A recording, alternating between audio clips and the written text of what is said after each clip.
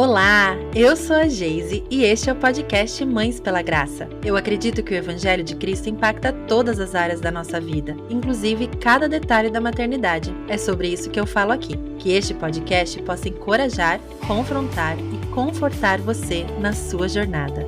Seja bem-vinda! Clarice Responde, o episódio mais esperado aí por vocês. Vocês mandaram perguntas lá nas nossas caixinhas do Instagram para que a nossa querida psicóloga, autora, especialista em educação de filhos viesse aqui nos ajudar mais uma vez esse ano. Esse é o último episódio da nossa série Educando pela Graça. Eu queria chamar esse episódio de Mames Responde, porque vocês sabem que ela é minha mãe, né? Mas ela não deixou, então o nome desse episódio é esse mesmo, Clarice Responde. Mãe, seja bem-vinda mais uma vez aqui ao podcast Mães pela Graça. Muito obrigada, filha querida.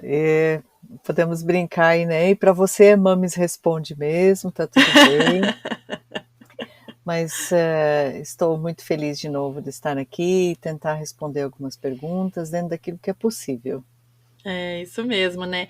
Eu selecionei algumas perguntas que apareceram repetidamente durante as vezes que eu abri, né, para as pessoas perguntarem especificamente sobre a educação de filhos.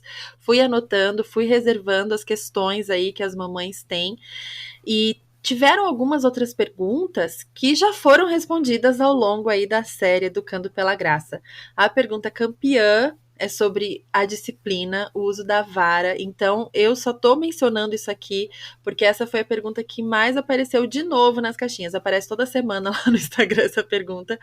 E eu só quero lembrar vocês que já tivemos um episódio inteirinho sobre disciplina dos filhos. E esse é o episódio número 50, que vocês podem ouvir.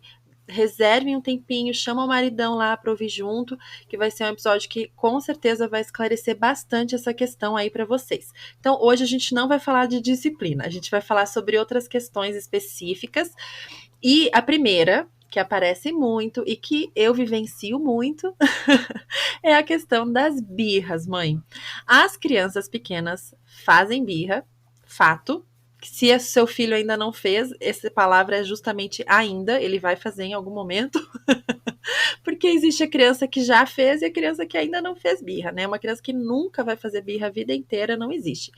O que é uma birra? Vamos definir isso primeiro, eu acho, né? Vamos definir o que é birra. Essa palavra não é muito legal, mas o que seria uma birra, mãe? Uma birra é um sinal, né, de que a criança está frustrada com alguma coisa. Ela pode ter uma reação de choro, de grito, de espernear, de jogar no chão e de bater a cabeça. Então os pais precisam ficar atentos. Enfim, é um sinal, né? É um comportamento de que a criança não está conseguindo lidar com alguma coisa do seu ambiente, com alguma frustração que ela está percebendo, está sentindo, e que ela não tem habilidades para se comunicar de outra forma. Ela não sabe se comunicar de outra forma. Então ela entra nesse looping, né, nesse processo de birra ali, né? E é muito importante os pais entenderem isso, porque o adulto, o pai e a mãe, não podem simplesmente ter um comportamento reativo a isso.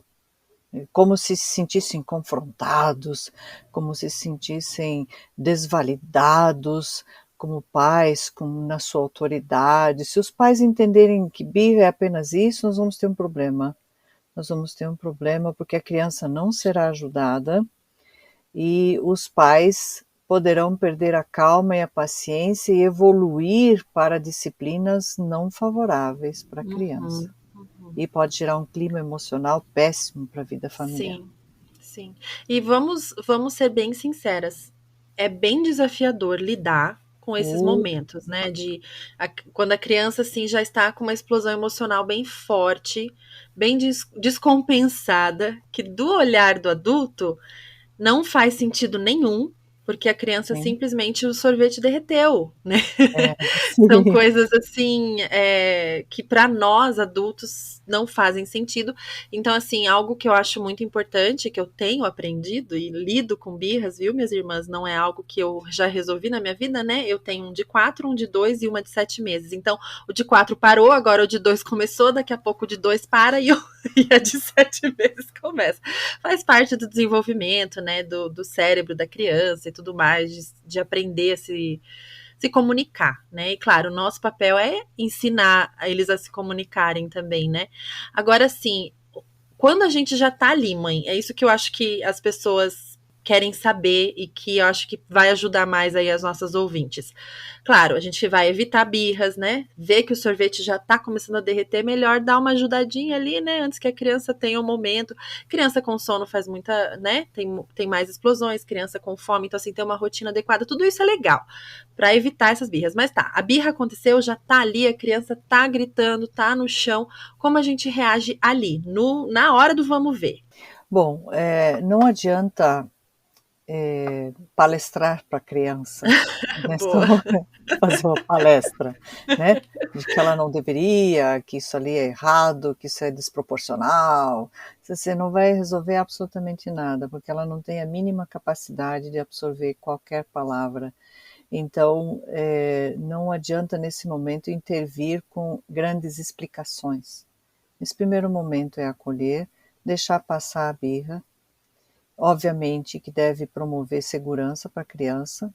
Se ela está se machucando, ela tem possibilidade de se machucar, é melhor você promover a segurança. E assim que ela sair desse semissurto, quase que a gente poderia Uhum, dizer, né? uhum, uhum. Aí sim, aí conversar sobre o que aconteceu, fazer contato visual com a criança, que ela possa fazer conexão com você e aí minimamente explicar o que aconteceu. E se for algo que ela, tipo esse sorvete que derreteu, né? Mesmo que ela não consiga abstratamente ainda perceber todo o processo químico do derretimento do sorvete, porque não adianta explicar nada disso, a criança pequena não vai entender absolutamente nada disso, ela Uhum. não tem capacidade abstrata ainda para absorver uma explicação tão complexa. Mas basta ir introduzindo levemente que o sorvete ele derrete com o calor e fora da geladeira, e fora do freezer, né? Então, ele Uhum. não vai entender numa vez, vai entender na próxima, vai entender na próxima, e a próxima vez que vai tomar um sorvete explicar, olha, lembra que a mamãe contou, que o papai contou, que o sorvete ele derrete depois de um tempo fora do freezer, né? Então você come, se ele começar a ficar mole, é isso que vai acontecer. Ou seja, você vai antecipando para a criança. Isso é muito importante, porque a criança ela vai se regulando também diante desses episódios, porque não é simplesmente uma surpresa. A criança estava esperando alguma coisa e de repente aquilo saiu exatamente diferente do que ela imaginou, e aí é que justamente dá aquele tilt, assim, né? A Deu frustração, a frustração, exatamente. Isso acontece muito com crianças pequenas, diante de uma tendência à exploração. A criança pequena está sempre explorando, e ela está sempre atrás de aventuras, de coisas diferentes. Então, no seu ambiente de casa, ou mesmo quando sai de casa, em algum outro contexto, ela está sempre numa perspectiva de exploração. Então, é muito importante promover segurança para a criança e para não ficar dizendo não o tempo todo para a criança também, porque o não também pode gerar muitas frustrações, né? E também criar um espaço, de repente, onde pode ser o espaço chamado de espaço do sim. Criar um espaço do sim. Nesse espaço aqui você pode pintar, você pode quebrar, você pode reorganizar, rearranjar, ou seja, dar autonomia, um certo empoderamento naquele espaço para a criança. E ela vai aprendendo então que tem um espaço onde ela tem autonomia. Em outras paredes eu não posso pintar, por exemplo, mas nessa aqui eu posso. Então a criança vai se regulando também, não vai ficando frustrada o tempo inteiro diante das explorações que ela vai fazendo, né? E à medida que ela vai avançando em idade, uma criança, ela naturalmente vai enfrentar frustrações, faz parte da vida, né? E então, e gradativamente as frustrações vão evoluindo ao longo da Uhum. vida. Nós adultos sabemos, né, o que que é frustração de adulto, estamos sempre diante de alguma, e a criança ela tem as suas. Então, por exemplo, guardar um brinquedo para ir tomar banho é uma frustração enorme. Por E que você nós usou esse exemplo? A vovó conhece a situação aqui, eu acho, né? Ah, sim, conheço das situações muito no passado também, né. Ai, tá sendo que eles puxaram a mim? Tô brincando. Faz parte, né. Ai. A criança se frustra, poxa, ela está entretida numa brincadeira e para de repente chega-se e diz assim: "Agora guarda os brinquedos e vai tomar banho". Gente, isso é uma frustração absurda para a criança. Para nós adultos, é só terminar uma brincadeira e guardar os brinquedos, uma coisa tão irrelevante, mas para a criança é o mundo dela, é o trabalho dela aquela brincadeira, é a Sim, ocupação dela, para ela tem que ter um sentido imenso e muito prazeroso, e parar com aquilo para ir tomar banho não tem a mínima graça, o mínimo sentido para ela. Então a gente chegar assim surpreendentemente e cortar, a criança pode ter essa explosão, né, de birra também sim. ali. Uhum, é Então verdade. é muito importante a gente também, ir sinalizando para a criança, né, mais uns minutinhos, aí você vai guardar os brinquedos e tal, e chegar também sempre o contato visual, acho muito importante, não jogar Conexão, né? conexão, Uhum, não jogar nunca orientações assim, à revelia, né, de a qualquer jeito no ar, e daí a criança uhum. não obedece, você, pai, mãe, fica chateado com a criança e tal, e vem para cima da criança. Não funciona assim, né. A gente teve um episódio específico também só sobre obediência, né? É verdade, Quem quiser assim algo mais específico, a gente falou quase 1 hora sobre obediência, o episódio número 46. Então lembro. procurem lá também que esse episódio tem muita, muita sabedoria aí sobre esse assunto, né? Sim. E aí é aquela coisa, né, Geise, você a criança fica frustrada quando tem que guardar o brinquedo para ir tomar banho, depois fica frustrada porque tem que sair do banho, depois fica frustrada porque tem que dormir e sabe, são pequenos momentos de frustração, mas isso, conduzido de uma forma adequada, vai reduzindo com o passar do tempo e a criança vai se acostumando a isso e novos episódios de frustração virão, né? Depois, mais Sim. tarde na escola, vai fazer as provas, vai fazer os trabalhos em casa, né?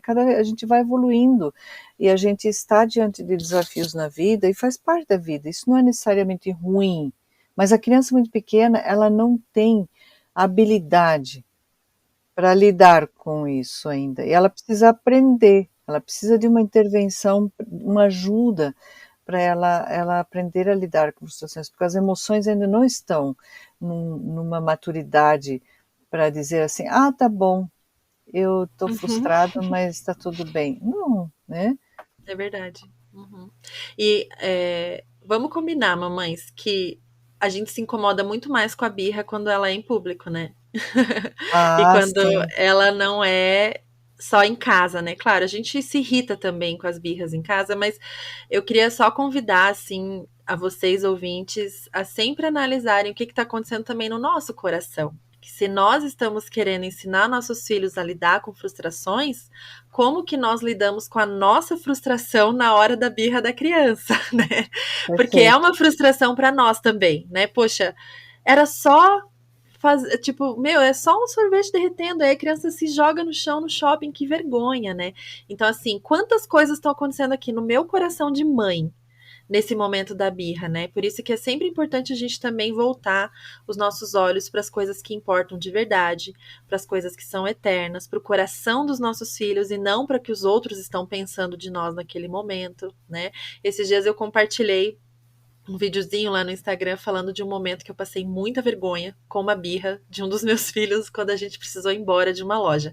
Ele tava se divertindo, tava lá, né, feliz. Eu avisei, eu fiz tudo o que tinha que fazer, o script, né? Olha, daqui a Certo. pouco a gente vai embora, tá bom? Avisando, né? Já sinalizando. E eu estava sozinha com os três. A bebezinha no sling, era faz uns meses isso já, e os dois meninos, né? Só que chegou na hora de efetivamente ir, um deles não topou ir embora. Simplesmente até que eu tive que ir lá pegar na mãozinha, vamos, agora nós precisamos ir, né?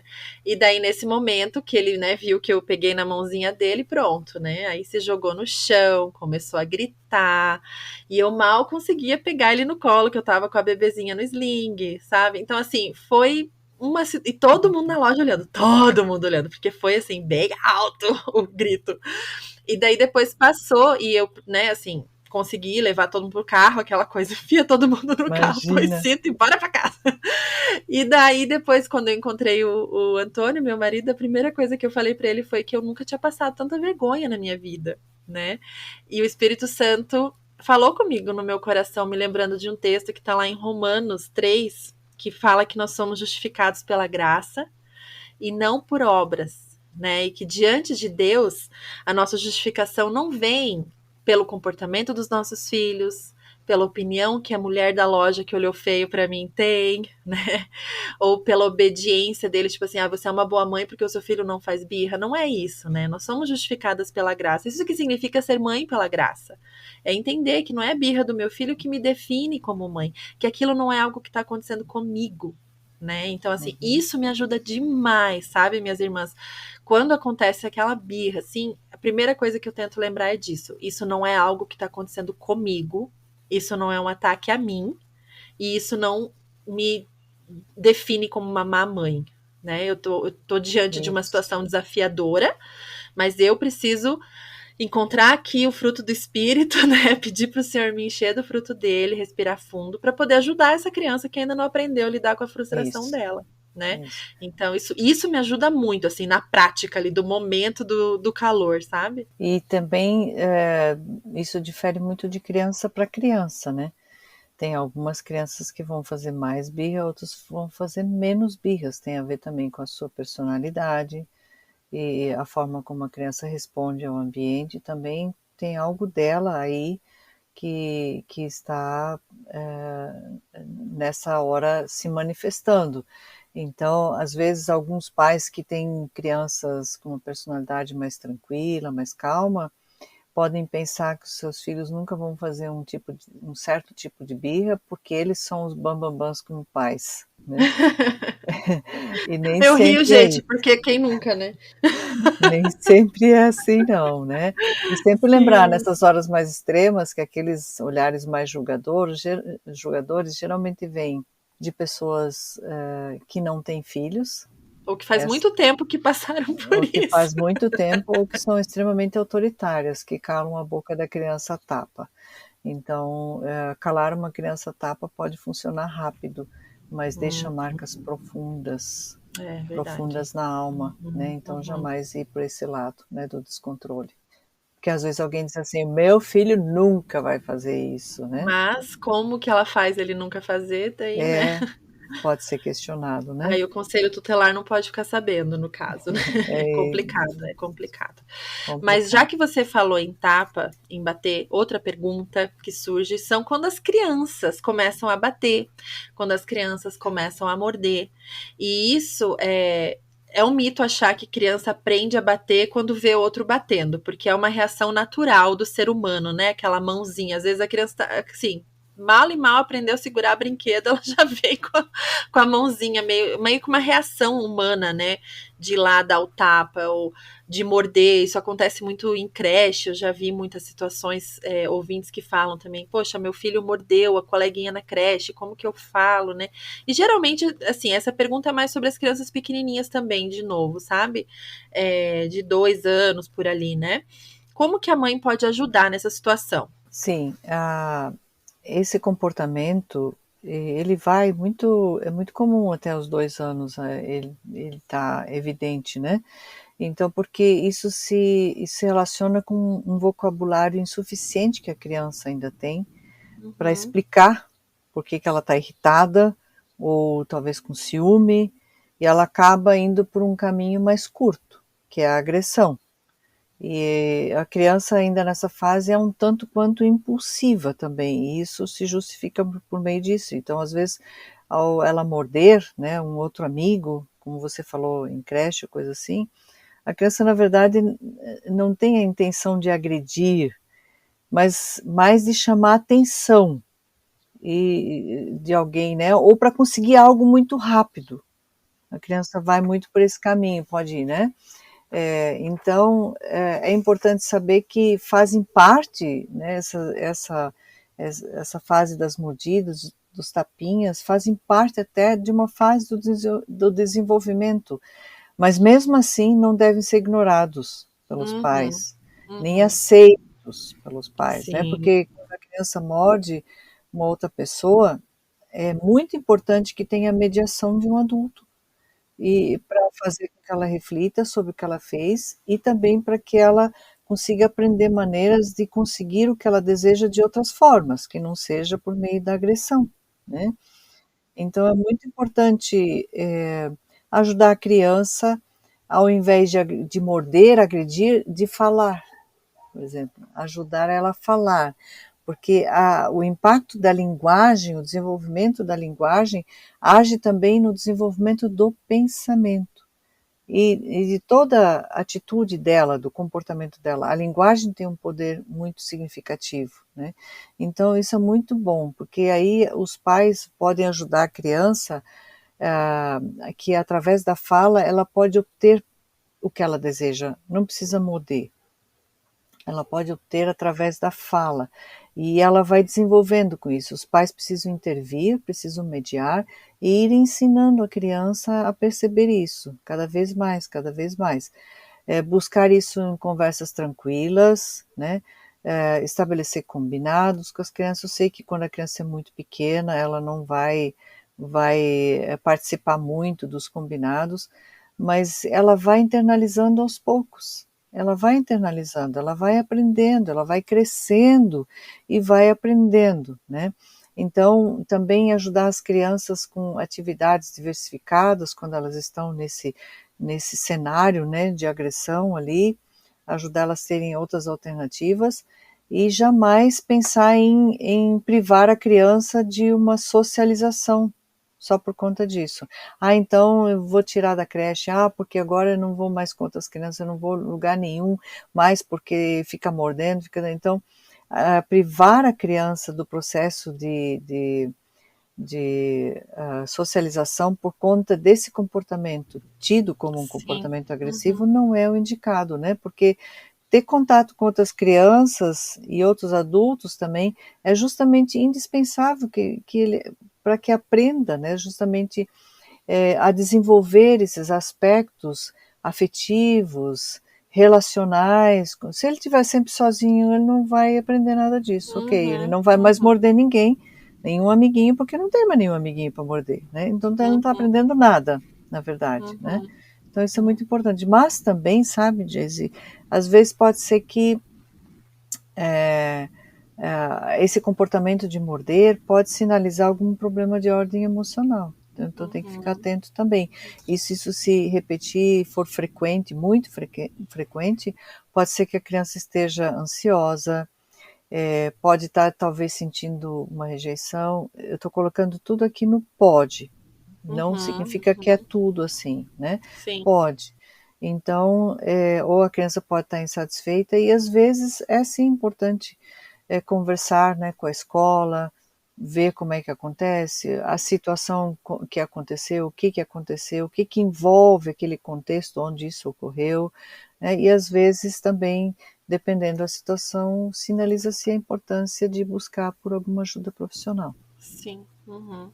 E uma coisa assim bem prática aí para as mamães que estão passando por essa fase, é algo que eu fiz aqui, né, quando estava passando por isso também, que é segurar a mãozinha da criança quando você vê que o tapa tá chegando. sabe?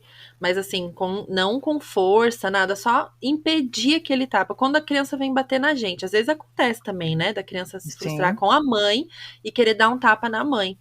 Então, assim, eu seguro a mão e falo, não vou deixar você me bater. E falo com firmeza, olhando no olho, né? Não vou deixar Uhum. você me bater. Impedindo. Nem sempre a gente consegue, claro, né? Ver que vai bater no irmão também. Se conseguir, às vezes a gente não chega a tempo, né? Mas se É conseguir, rápido. é muito rápido, claro, né? Mas se conseguir, se estiver ali no momento que você tá. Todas as vezes que você vê que o tapa tá indo, segura a mãozinha da criança e repete esse mantra: eu não vou deixar você bater. Eu não vou Uhum. deixar você bater, né? E eu percebo assim que isso na hora gera uma frustração, porque, poxa, eu precisava bater, né? Eu queria muito Extravasar. bater, né? E assim a gente vai ensinando, né? E com amor, pega no colo, segura as mãozinhas. Eu Sempre. não vou deixar você bater, eu não vou deixar você bater, eu não vou deixar você bater. E uma hora isso simplesmente internaliza ali, a criança vai entender, né? E até já teve um dos meus filhos uma vez falou assim: mamãe não deixa bater? Mamãe não deixa bater, né? Olha só, ele Porque repetiu. eles vão É. aprendendo isso, assim, né? Que é algo que nessa casa não se faz, enfim. É uma repetição, gente. Tudo com as crianças é muita repetição, né, Muita mãe? Todos os repetição. dias, sem parar, dando Sim. exemplos e tudo mais, né? Não dá, a gente não pode se cansar, né? Aquele versículo lá, acho que é de Gálatas, depois eu confiro, que diz: não nos cansemos de fazer o bem, né? Então, é justamente isso. As mães se cansam, claro, nós sentimos cansaço, né? Mas nós não podemos nos cansar de educar nossos filhos, de segurar a mãozinha que vai bater, de acolher Uhum. aquela criança, né? Nós precisamos continuar, sem parar. É, um outro aspecto muito importante é quando os pais podem usar argumento, que é muito recomendado, de dizer: aqui em casa nós não batemos. Nós não batemos no cachorro, nós não batemos no gato, nós não batemos na tartaruga e nós não batemos uns nos outros. E isso só é possível, obviamente, os pais dizerem se eles também não batem, né? É Porque se verdade. a mão dos pais é solta para bater, Aí é mais difícil ensinar, né? aí é mais difícil ensinar e não dá para usar esse argumento, mas eu acho que esse é um argumento importante, que vai internalizar que as coisas elas podem ser obtidas não por meio da agressão, mas por meio da linguagem, uma linguagem assertiva, sem ofensas, e isso também é muito importante pelo exemplo. É verdade, é verdade. Agora as crianças um pouquinho maiores aí. Falamos aí das birras, do tapinha ali, né? Do criança que morde, das crianças menorzinhas. E as crianças um pouquinho maiores. Tem uma fase aí que as crianças começam a mentir, né? Mentir, assim, às vezes por coisas sérias, né? Eu vi alguns relatos, assim, coisas, né, sérias, de esconder alguma coisa que estão fazendo e tal. Mas às vezes é por uma bobeira, assim. Eu vou até contar uma historinha, que quando eu era criança, eu cheguei pra minha mãe um dia e falei que a professora tinha me obrigado a tomar suco de beterraba na escola. E a minha mãe falou, tá, né? Vida que segue, a professora deu suco de beterraba. E daí chegou um dia, a professora foi convidada para o meu aniversário. E a minha mãe puxando papo com a prof, queria só perguntar: ai, como é que foi esse dia que vocês deram suco de beterraba para as crianças? E eu tava indo passar para a sala, assim, e eu escutei a minha mãe falando, acho que eu tinha 5 para 6 anos ali. E eu dei um passinho para trás e esperei do lado da porta e só escutando, né? E a professora falou assim: suco de beterraba? Assim, suco de beterraba? Nunca aconteceu isso na vida da escola. Então, assim, por que eu inventei isso? Que bobagem, sabe? Coisa É. fantasiosa da criança, né? Claro, vocês me corrigiram. E me diz aí, primeiro, por que isso acontece, mãe, das crianças começarem a mentir? E como que a gente pode ensinar a corrigir essas situações? A mentira pode se dar por várias questões aí, né? Em situações como essa que você contou, do suco de beterraba na escola, que você falou, acontece por uma confusão às vezes, representa uma confusão entre realidade e imaginação, quando a criança é menor. Pode acontecer, né? E então isso acontece com crianças mais novas.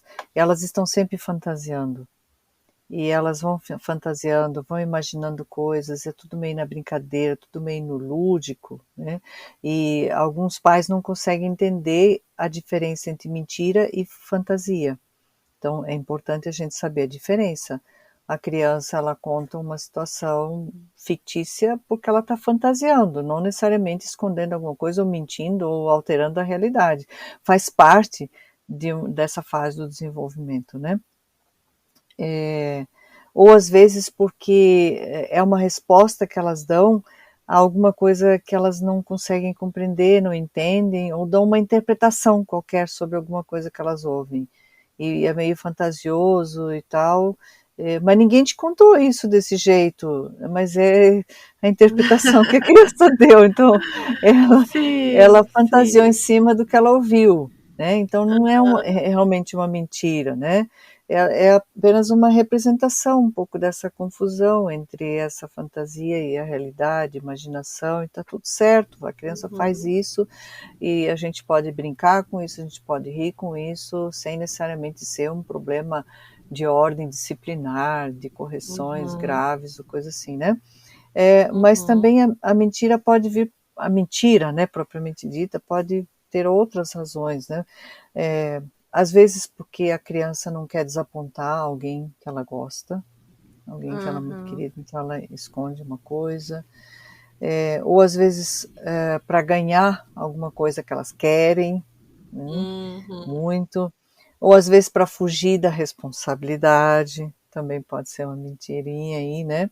Chamar a atenção dos pais, também pode ser impressionar uma pessoa, até para evitar punições e castigos, né? Onde tem uma casa cheia de punições e castigos, às vezes a criança mente para evitar isso, né?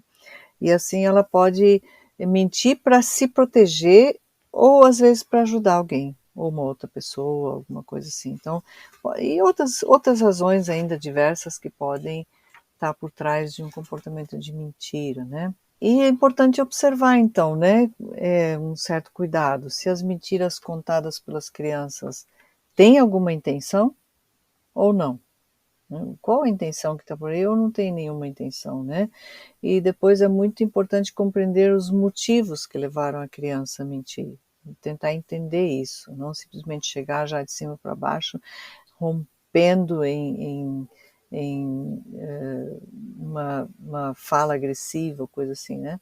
Porque às vezes as mentiras podem estar escondendo alguma angústia, alguma frustração ou mesmo algum medo.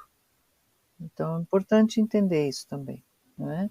Eu fico pensando assim, que se a criança mentiu, né, seja para esconder, mas assim, mentira mesmo, e a gente tiver uma reação agressiva ou muito exagerada, eu imagino que na cabecinha da criança, ela vai pensar assim, da próxima vez eu tenho que mentir melhor, para É não ser esconder melhor, pego, né? esconder Uhum, melhor, né? E não assim, da próxima vez eu vou contar para minha mãe a verdade, né? E tal, uhum, porque ela já estava tentando se proteger através daquela mentira, certo? Aí uhum. foi pega na mentira, ainda porque estava escondendo outra coisa errada, daí tem punição para duas coisas ali. Então, assim, eu acho que na cabeça da criança isso acaba gerando um medo maior de conversar e de falar a verdade para os pais, né? Quando ela tá em apuros ou fez algo errado, né? Sim. Outras vezes a criança pode estar apenas reproduzindo um comportamento dos adultos, né? Ah, Então, sim, aham. é sempre lembrar, né? Os pais são uma espécie de espelhos, né, das crianças.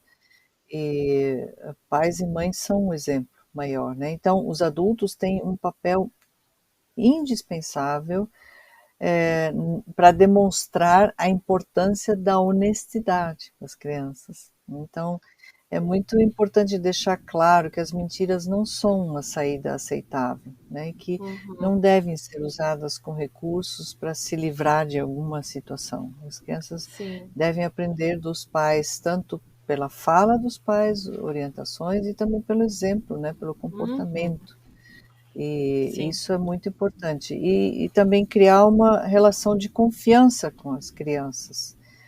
Os Uhum, pais podem ajudar muito. E outra coisa muito boa é investir em momentos especiais em família, onde a gente cria um ambiente de transparência, um ambiente de poder expor as coisas sem que haja sempre um comentário pejorativo ou sempre uma necessidade de elogiar ou coisa assim, não deixar a conversa um pouco mais solta, né, para a criança uhum. poder se expressar com tranquilidade.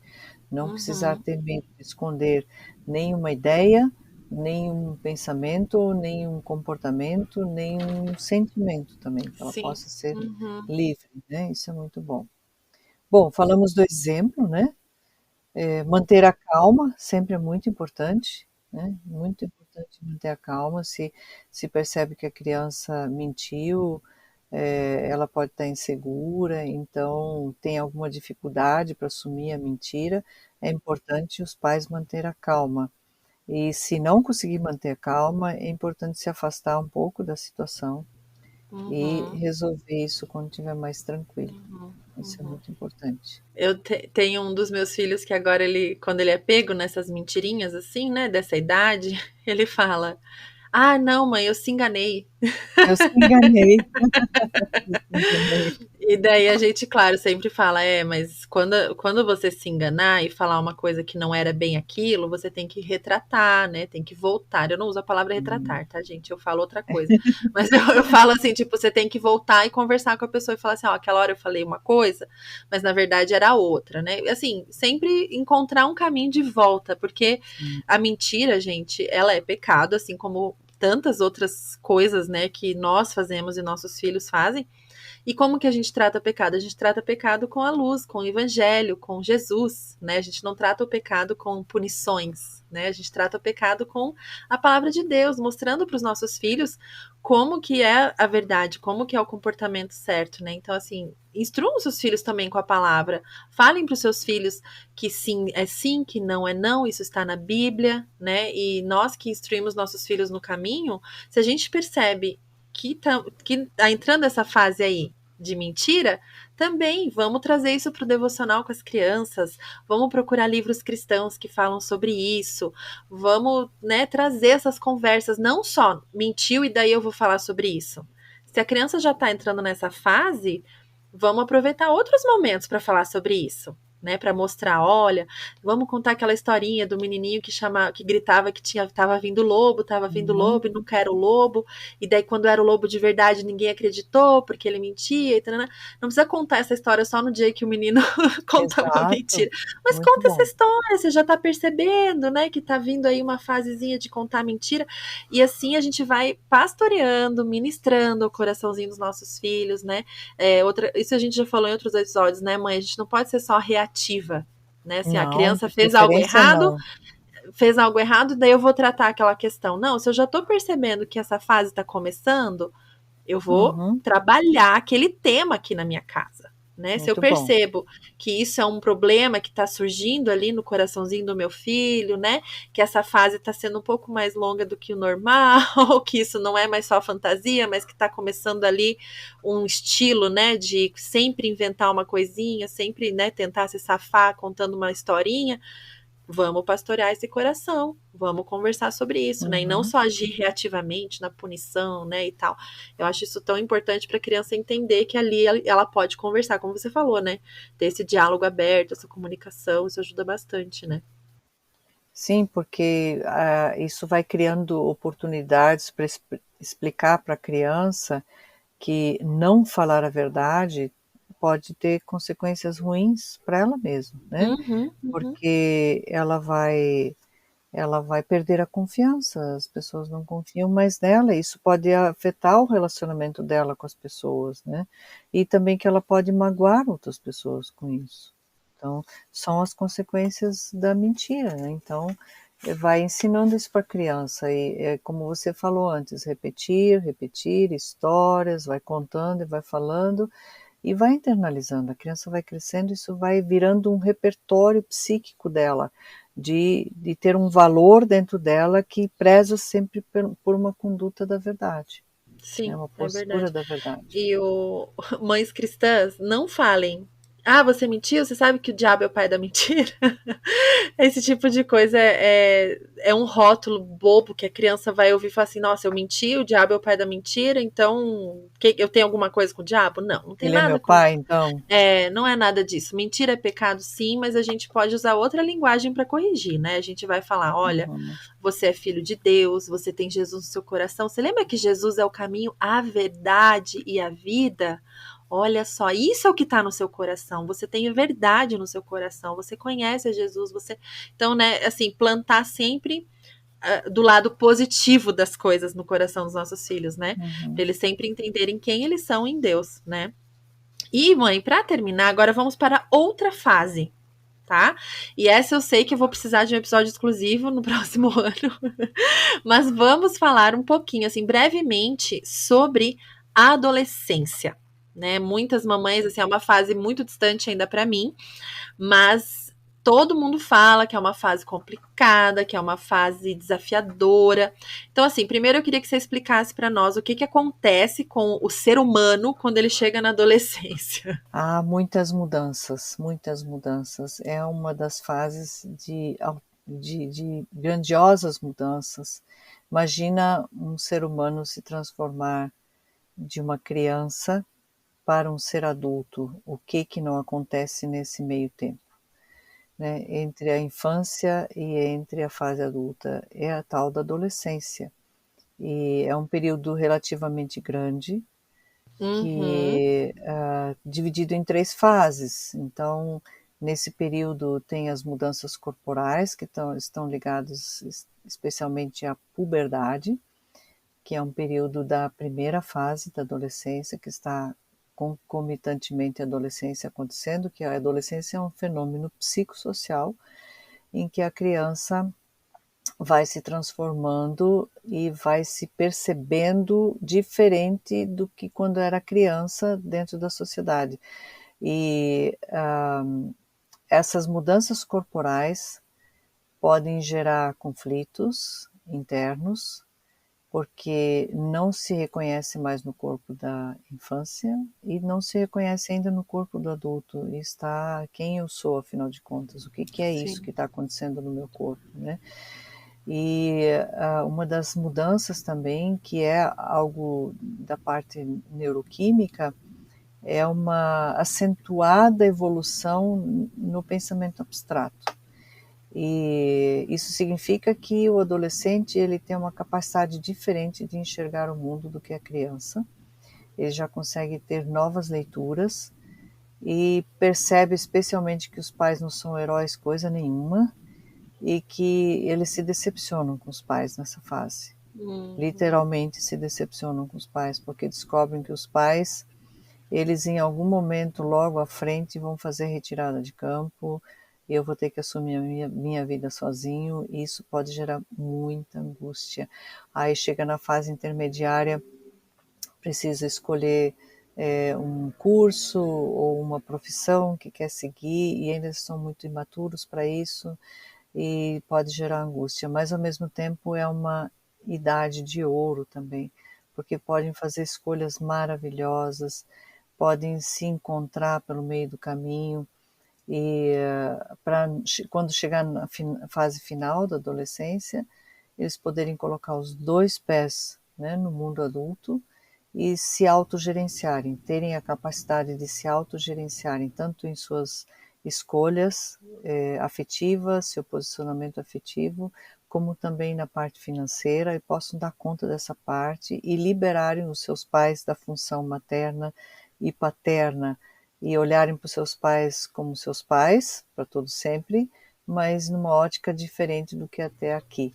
E todas essas mudanças podem gerar muitas turbulências na família, uhum, porque o adolescente ele questiona muito, ele quer saber muita coisa e muitas vezes os pais não sabem muito bem como lidar com essa fase porque tudo parece confronto, mas na uhum, verdade deveria ser visto como convites para o diálogo, ao invés de confrontos, né? E os pais mais antenados para essa perspectiva se dão melhor nessa fase com os seus filhos adolescentes. Então é uma fase de muitas mudanças, muitas mudanças radicais em que os nossos adolescentes precisam muito de muito apoio e precisam de ajuda e ao mesmo tempo liberdade. que Liberdade, difícil, né? É. responsabilidade, apoio, monitoria, tudo isso no mix só, e isso Uhum, não é nada fácil, E os seus pais precisavam aprender a ser pais de crianças pequenas, na fase adolescente continua valendo, precisam continuar aprendendo. Ninguém sabe exatamente, é um aprendizado muito grande e a gente precisa tomar muito cuidado. Ao mesmo tempo, ajudar, empurrar eles para a vida e, ao mesmo tempo, ainda dar o suporte para que eles não façam escolhas equivocadas que vão, de repente, durar para o resto da vida E para as e não quais eles temos não estão prontos, né, para não estão fazer prontos. escolhas. Por mais que o seu filho adolescente seja extremamente inteligente, É. sempre lembrar que a parte intelectual ela precisa estar alinhada com a parte afetiva, emocional, que às vezes se desenvolve de uma forma um pouco diferente. Então, às vezes pode ser muito inteligente, muito intelectual, inclusive, mas emocionalmente precisa se respeitar as faixas etárias para que haja uma evolução adequada e que aquele adolescente possa se desenvolver de forma saudável para chegar no Sim. mundo adulto lá na frente. Uhum. E como que os pais, assim, que percebem que o filho tá, né, entrando nessa fase de não querer mais conversar com os pais, se fecha muito, só dá ouvido para os amigos, né, que eu acho que é uma fase que tem muita influência dos pares, né? E como que os pais, assim, podem recuperar um pouco dessa comunicação que eles sentem que está sendo perdida? Claro, a gente sabe que na primeira infância a gente vai construindo essa comunicação para chegar na adolescência e não ter tanta dificuldade. Mas vamos falar aí com as mães de adolescentes já, que não podem voltar atrás e fazer diferente, ou que até fizeram um ótimo trabalho, mas estão se vendo ali meio sem saída, sabe? Como que elas podem recuperar, assim, essa comunicação com os seus filhos quando elas sentem que perderam um pouco dessa conexão com esses Uhum. adolescentes? Isso é a palavra-chave com filhos adolescentes é exatamente essa que você acabou de falar, conexão. Conexão. Então, se tem coisas acontecendo que geram preocupação para os pais, busque fazer conexão. E aí, precisa observar o que favorece essa conexão. Então, criar momentos para que isso possa acontecer. E uma coisa muito importante, não dar ao seu adolescente o status de adulto. Hum, Aliás, nem criança nem adolescente deve ter o status de adulto. Isso é uma carga muito pesada para eles. Eles não suportam. Mesmo que aparentemente eles estão gostando dessa ideia,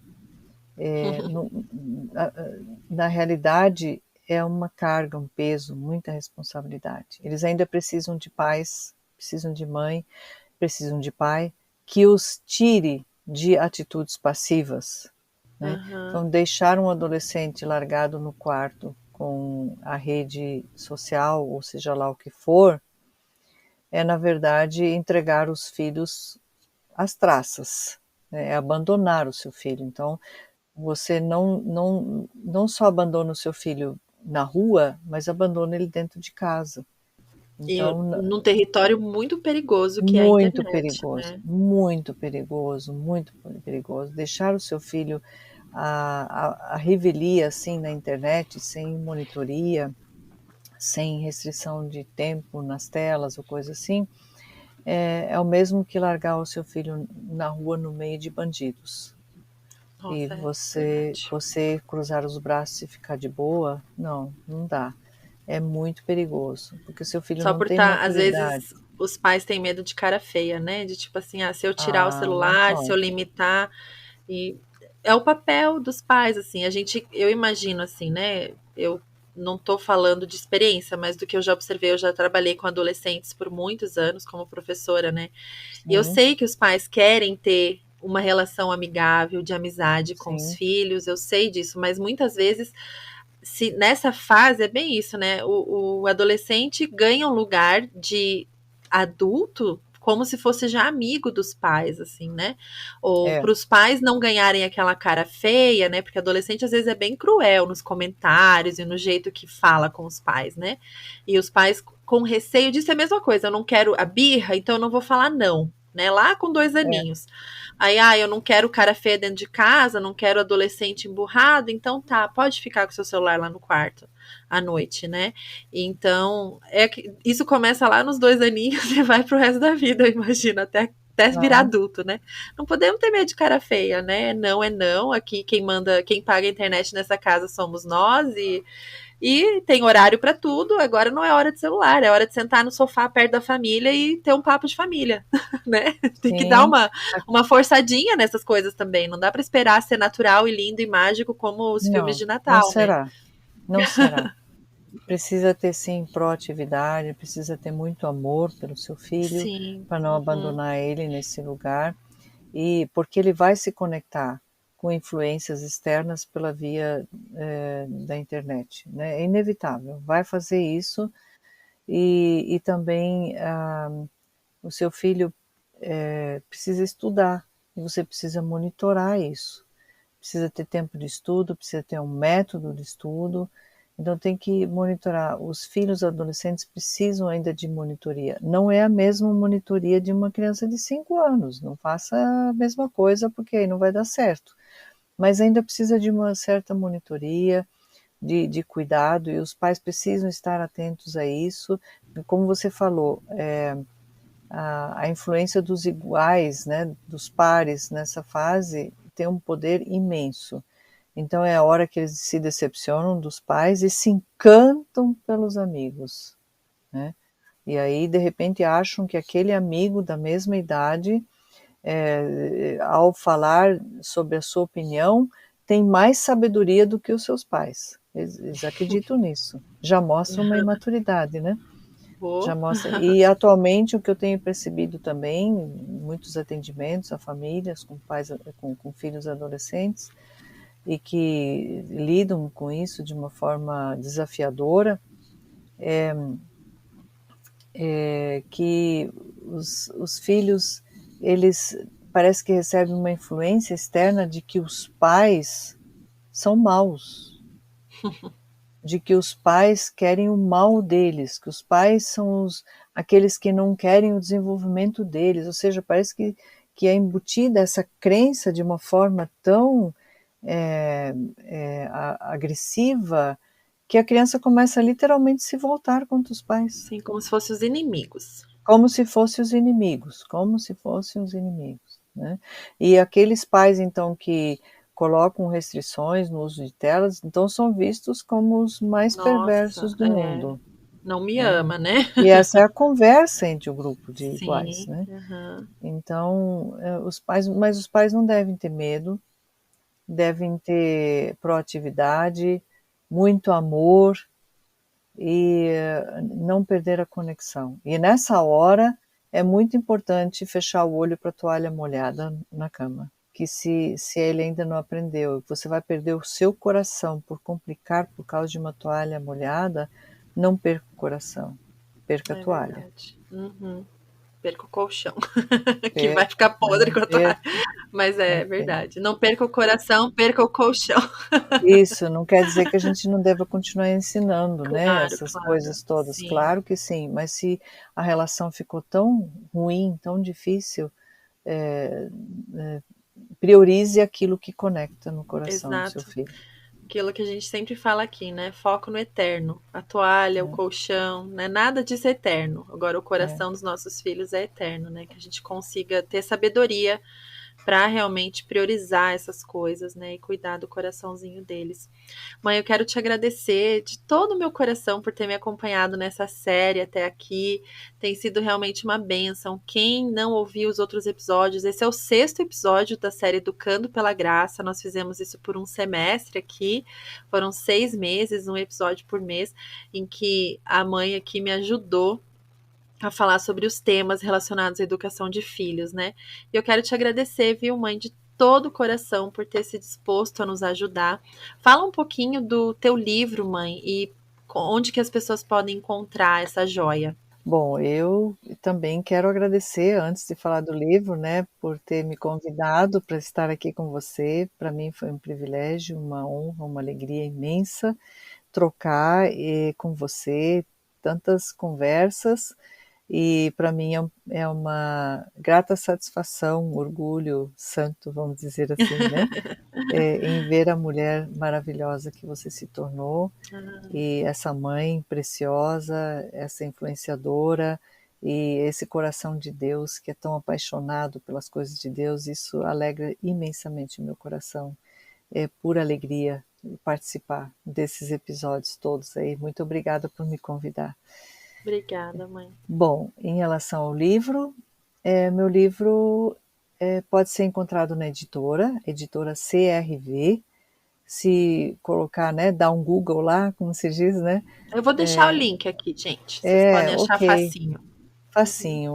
Mas se colocar no Google lá, Eduque Seu Filho, e colocar o meu nome, Clarice Ebert, já vai aparecer algum link para essa editora, né?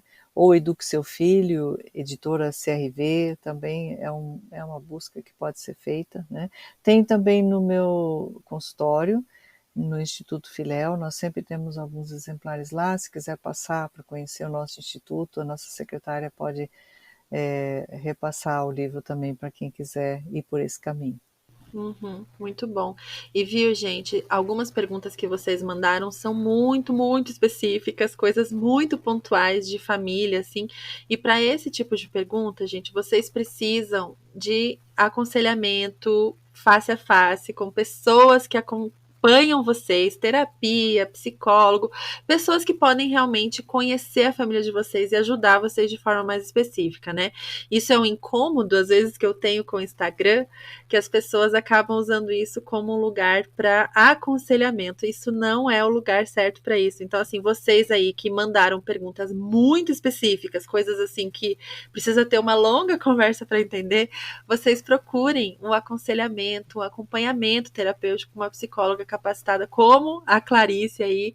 Vocês procurem lá o Instagram dela, podem procurar ver quando ela vai ter agenda para vocês tentarem alguma ajuda mais específica, né?